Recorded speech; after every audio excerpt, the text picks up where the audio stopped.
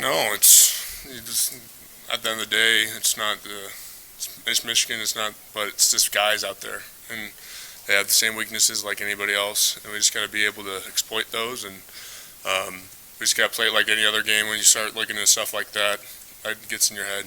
You got to take that outside noise and just shut it off. So. Are you guys kind of like embracing the underdog role, or are you kind of going to just like you feel like you got just as good a shot as they do? Oh yeah, heck yeah, we're definitely embracing the underdog role. I don't think anybody, especially after the loss last week, coming in, I think a lot of people are doubting us, and we just got to come out like we do every game and give it our best shot, and just have that mentality that we have nothing to lose at this point, and go guns blazing. So.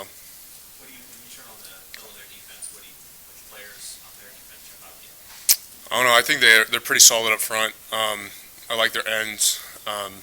Their ends are pretty big guys, and they're pretty quick. Their inside guys are they're big and quick, and they're gonna be athletic, and it's gonna be a dogfight up front. So I'm excited just to have the competition, the battle coming up this Saturday. So. You said that you guys need to commit more to playing Big Ten football.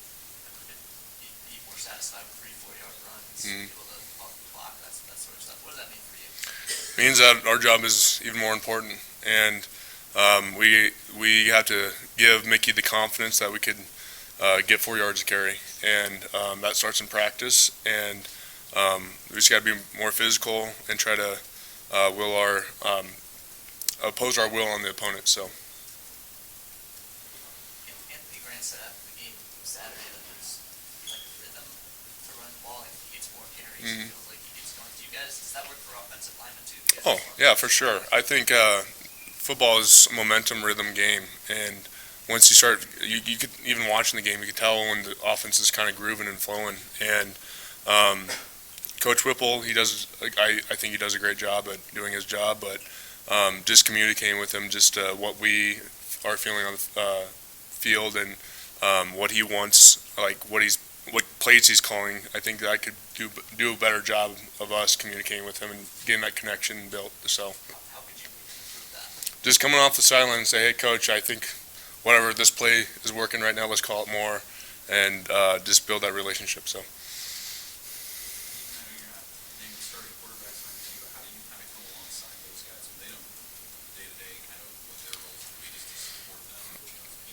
You know, here at Nebraska, like if you're 1, 2, 3 deep, like you're expecting to play, and like it's not like it should be a surprise that you're named the starter here. And so like I know like even me when I wasn't playing at the beginning of the year, I treated every day like it was my starting. So when it was my time to come up and my name was called, I was ready. And I think the quarterbacks have the same approach of they don't know. Like I don't know. I'm not a QB's coach. I don't focus on that, but they come into practice knowing that their number is going to be called at any time. They need to be ready. So I think they're doing a good job at just preparing themselves for the game this Saturday. So. You know, the thing is, like, here at practice, we have multiple quarterbacks behind us at any given time. So, like, just that's why you build relationships outside of football. Is like you know once you have that communication, and it's like I said, it's kind of the feel. You feel it, and it doesn't matter who's in. It's just you got to know who's in, and then just adjust. So.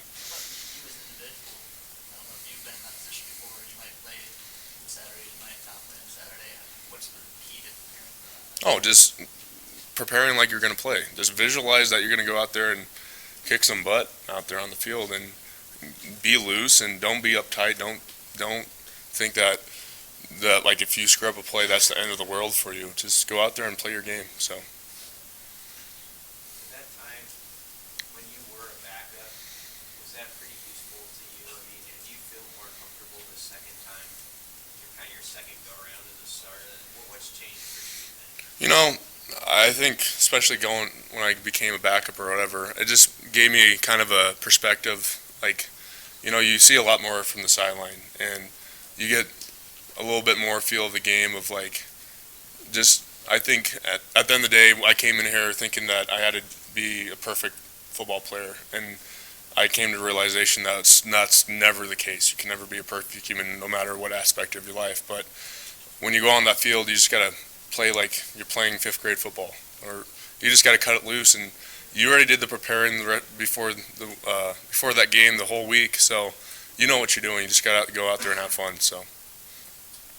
How is your guys' relationship evolved with Raiola over the course of the season? Before the season, there was a lot of emphasis on his blocking style. He's going to finish differently. How have things evolved now that you're 9 games in? What kinds of conversations do you guys have about the work you're doing and how to improve? You know, like you said, with any relationship, the longer you stay in it, the more close knit it gets. And I think especially, I think every game we're stacking a little bit better. We're getting a little bit better. We're getting to the expectation or the standard we set for ourselves every game. But yeah, he at this point we know the system he's trying to operate in, and we just make small adjustments all the time. It's not no big major. Hey, you're doing this completely wrong. It's just, hey, you just need to do this a little bit better. And then those small adjustments get us to where we want to go. So. What is the emphasis point? Like, what does he want you guys to do to end the game as opposed? I think just believe. You got to believe that we're going to move the man in front of us, and believe that we're going to win this game. I think at the end of the game, you could drop all the X's, O's you want, but if you're doubting yourself for anything, you're going to play like that. So at the end of the day, you got to go on the field and just believe that you're going to get the job done and believe we're going to win. It's that belief factor that makes a good team great. So.